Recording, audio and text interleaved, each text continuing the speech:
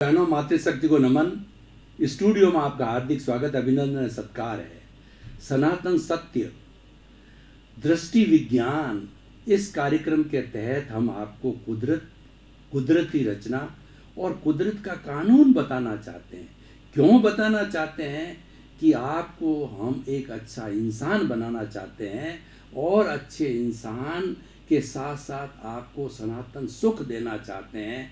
ऐसा सुख देना चाहते हैं जिसके बाद कोई दुख आए ही नहीं है, वो ब्लिस की स्थिति कहलाती है।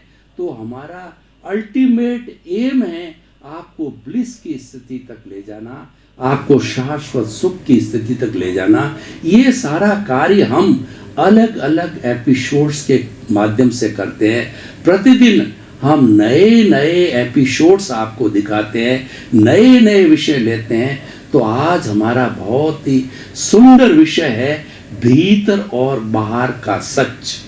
भाई और बहनों, हमारे सामने दो तरह के जगत है। एक तो हमारा बाहर का जगत जो हमें आंखें खोल के देखते हैं, जो बाहर का जगत दिखाई देता है, और जब आंखें बंद करके देखते हैं तो भीतर का जगत दिखाई देता है। बाहर के जगत के अंदर बाहर का सच दिखाई देता है और आंखें बंद करके भीतर के जगत के अंदर भीतर का सच दिखाई देता है। दोनों तरह के सच की हम बात करेंगे और हम इनके अंदर भेद विज्ञान करेंगे। दोनों एक दूसरे के समवर्ती है, दोनों जो है एक दूसरे के जो है सामने रखने वाले हैं, साथ साथ चलने वाले हैं। दोनों को इग्नोर नहीं किया जा सकता है। तो इसलिए दोनों साथ रहते रहते हम शाश्वत सुख ब्लिस को कैसे प्राप्त करें, ये टेक्निक आपको बताना चाहते हैं। अब पहले हम बाहरी सत्य की बात करते हैं। तो हमारी जो 5 इंद्रियां हैं, आँख, नाक, काम, यानी स्पर्शन, रसन, घ्राण, चक्षु, श्रोत्राणी, इंद्रियाणी, ये 5 इंद्रियां बाहरी जगत के कुल जो है 23 विषय ला करके और हमारे मन को देते हैं। मन एक मैनेजर है। तो मन 2 तरह की एक्टिविटी करता है और मन के जाते ही ये भीतर चला जाता है। बाहर का जितना भी इंद्रिय जगत का सच है, अब ये भीतर जाता है। तो भीतर जाकर के जो मन है, मन स्वयं एक नौकर है। मन के लिए कहा गया है कि मनन से पहले मन होता है और मनन के समय ही मन होता है। मनन के बाद और मनन के पहले मनन नहीं होता है। मन प्योरली टेम्परेरी सब्जेक्ट है। मन प्योरली जो है नौकर है और ये पैदा किया जाता है। इसीलिए इसका विशेष दोष नहीं होता, विक्षिप्त होता है, चित्त होता है। चित्त ही मन को विक्षिप्त करता है, लेकिन मन को जो है सारा दोष दिया जाता है। मन लोभी, मन लालची, मन चंचल, मन चोर, मन के मते न चालिए, पलक पलक मन और। वो बेचारा क्या करे, सामने वही आता है। पुराने जमाने, उदाहरण देना चाहता हूँ कि पुराने जमाने में आज की तरह मोबाइल, इंटरनेट, टीवी नहीं था। तो एक राजा दूसरे राजा को जब संदेश भेजता था तो वो अपना संदेश लिख करके अपने राज्य की मोहर लगा करके एक हरकारे को, एक पोस्टमैन को, एक दूत को वह भेजता था और वह दूत उसके सामने लाके देता था। तो अब वो राजा को अगर अप्रिय संदेश हो जाता तो उसकी भौहें तन जाती थी और दूत को मारने के लिए पिस्तौल सामने करता। लेकिन ये एग्रीमेंट है कि दूत को कोई मार नहीं सकते क्योंकि उसका दोष नहीं है। तो मन क्या करता है कि इंद्रियों के संसार को, बाहरी सच को जो है हमारी बुद्धि को दे देता है और मन एक मैनेजर का काम ऐसे करता है कि वर्तमान का जितना भी हमारा चिंतन है, जो कुछ भी वर्तमान में हम कार्य करते हैं, मन वचन काया की कोई भी एक्टिविटी होती है, अल्टीमेटली पहले मन के द्वारा होती है। मन श्रवण जो है और चिंतन और निध्यासन करता है, चिंतन मनन क्रियान्विति करता है और उसके बाद के अंदर अगर भूतकाल में वो चला जाता है तो भूतकाल की स्मृति करता है कि मैं 10 साल का था, वहाँ रहता था, ये करता था, और भविष्य में चला जाता है तो कल्पना करता है कि मुझे ये काम करना है, मुझे काम का इतना विस्तार करना है, उस गंतव्य तक पहुँचता है। ये मन का कार्य होता है। तो ये सारा भीतरी जगत के अंदर आ जाता है। तो भीतरी जगत का जो सच है वो अलग है। भीतरी जगत का अब यहाँ से जाकर के ये बुद्धि तक जाता है, और बुद्धि के बाद के अंदर ये चित्त तक जाती स्थितियाँ, और इसका बड़ा लंबा सर्किट है। चित्त के बाद में हमारी एंडोक्राइन ग्लैंड्स के बाद में फिर जो है ये सारा संसार जो है, जो भीतर का सच है, वो हमारे जो है वो सब कॉन्शियस माइंड, ल्यूमिनियस बॉडी तक, अवचेतन मन तक जाता है। वहाँ पर ये सारा रूपांतरण होता है। तो भाई और बहनों, जो हम बात कर रहे हैं बाहरी सच, वह जड़ से जुड़ा हुआ होता है। खाने का सुख, पीने का सुख, ऐश आराम का सुख, पद का सुख, प्रतिष्ठा का सुख, परिवार का सुख, यानी जितना भी हमारा बाहर का सुख है, ये जो है हमारा पूर्व जनित कर्मों के अधीन होता है। ये हम पीछे से लेकर के आते हैं। पूर्व जन्म के अंदर हमने जैसी जैसी प्रतिष्ठा की थी, उस प्रतिष्ठा के कारण जो है हमारे भाव पड़ गए थे। भाव मन के द्वारा हमारा चार्जिंग हुआ था, और वह भाव मन है इस जन्म में द्रव्य मन बन जाता है, और द्रव्य मन के रूप में फिर वो कर्म जो है हमारे उदय प्रारब्ध में आते हैं, और हमको पूरे जीवन भर, जीवन का मतलब होता है कि जन्म से मृत्यु तक का पीरियड होता है, वो व्यक्ति पूरा पैकेज पीछे से लेकर के आता है। उसमें उसकी कोई स्वतंत्रता नहीं होती है।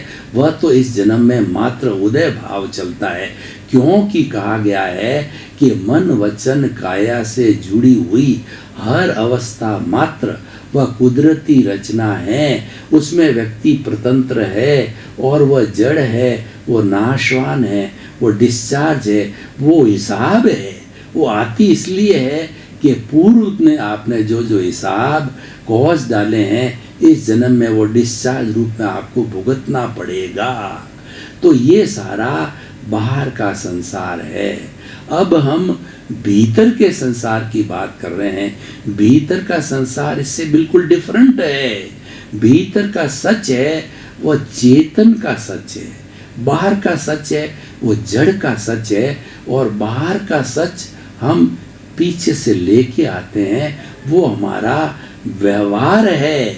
और भीतर का जो सच है हमारा निश्चय है, वो हमारे गंतव्य तक ले जाता है। क्योंकि जो हमारा भीतर प्रभु विराजमान है, हमारा जो शुद्ध आत्मा भगवान है, वही सब अर्जित करता है। शुद्ध आत्मा की प्रेजेंस के बिना न तो चार्ज होता है, न डिस्चार्ज होता है, न उदय होता है, न प्रारब्ध होता है, कुछ भी नहीं होता है, जीरो होता है। डेड बॉडी होती है। जब हंसा उड़ जाता है तो डॉक्टर क्या कहता है कि नाउ इज डेड।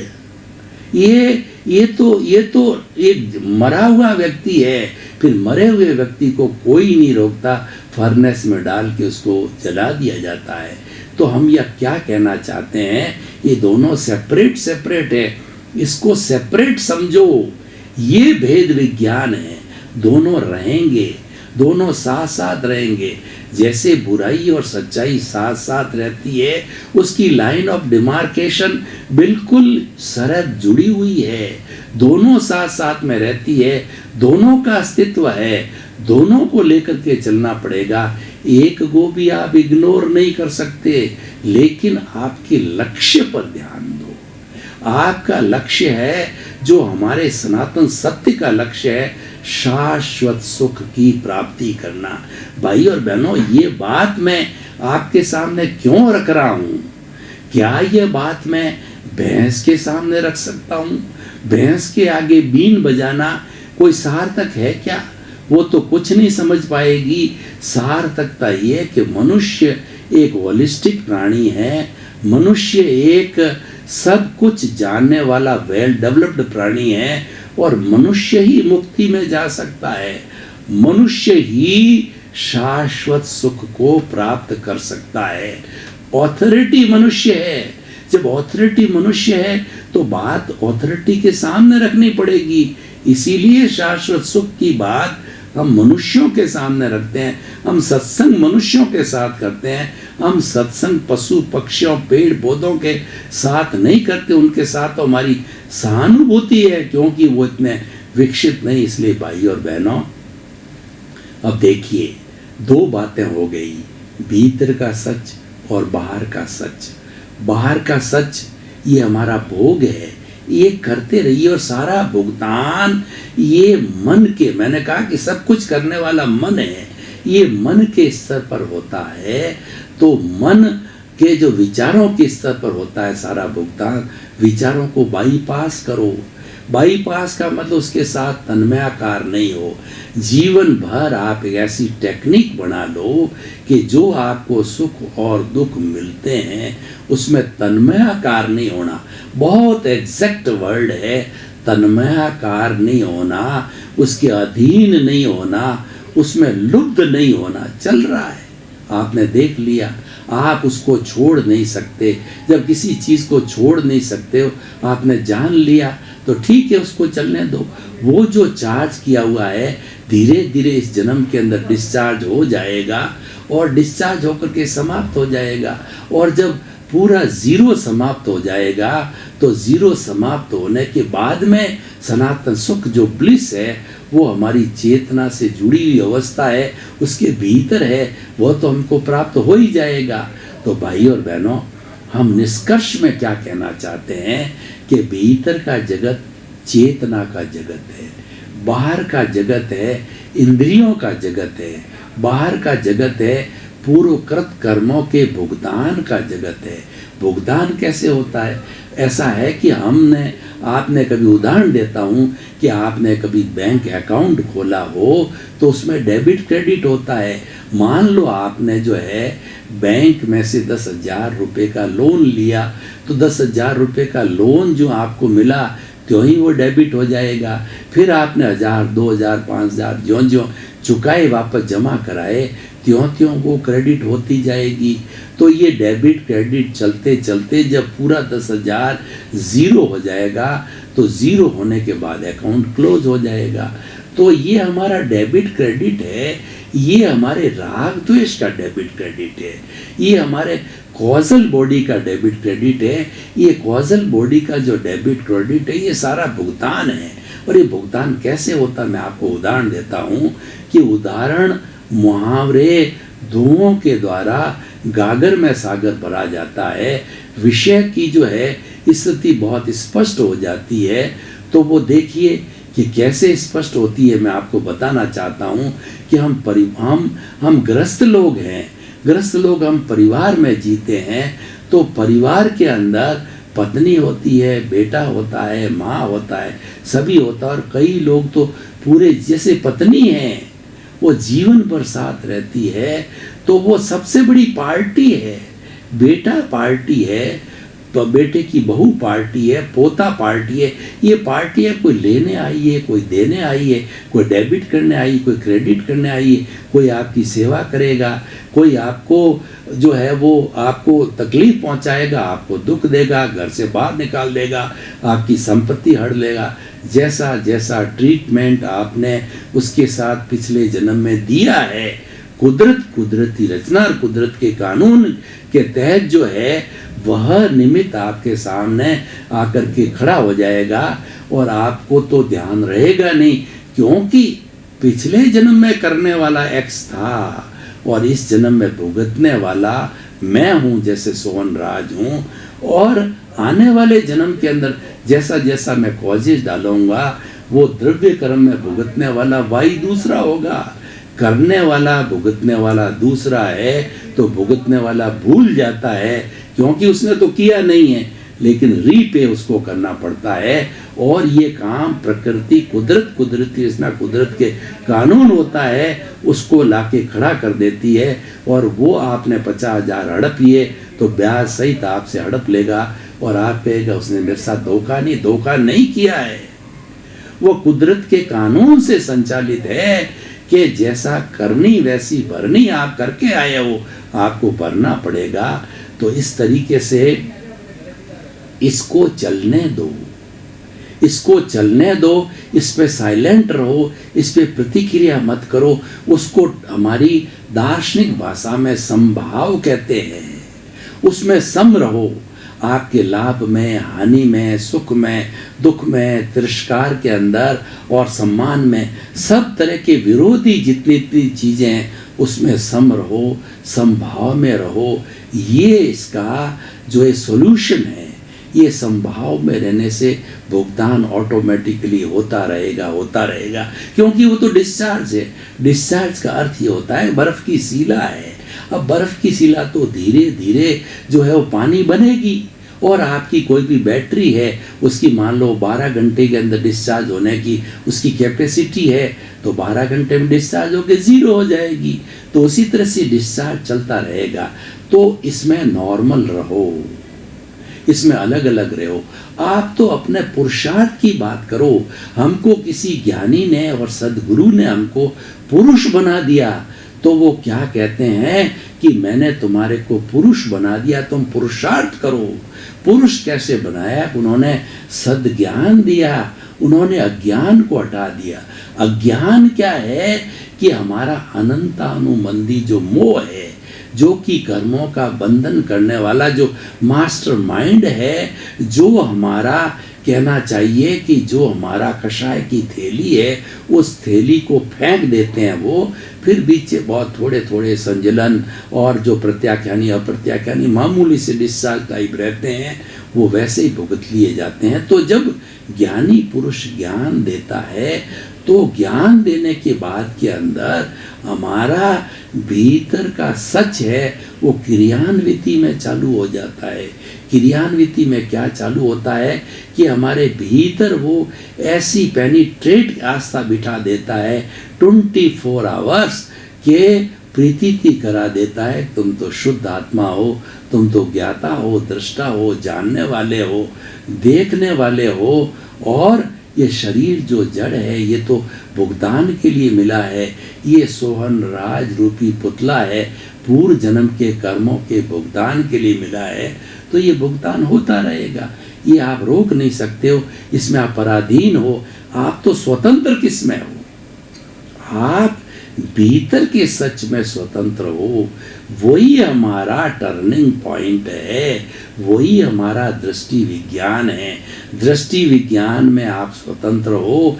इसमें आपके जड़ के पराधीनता के नियम, कुदरत की रचना और कुदरत का कानून जो उसके भीतर लागू होता है, वो आपके दृष्टि विज्ञान में लागू नहीं होता है।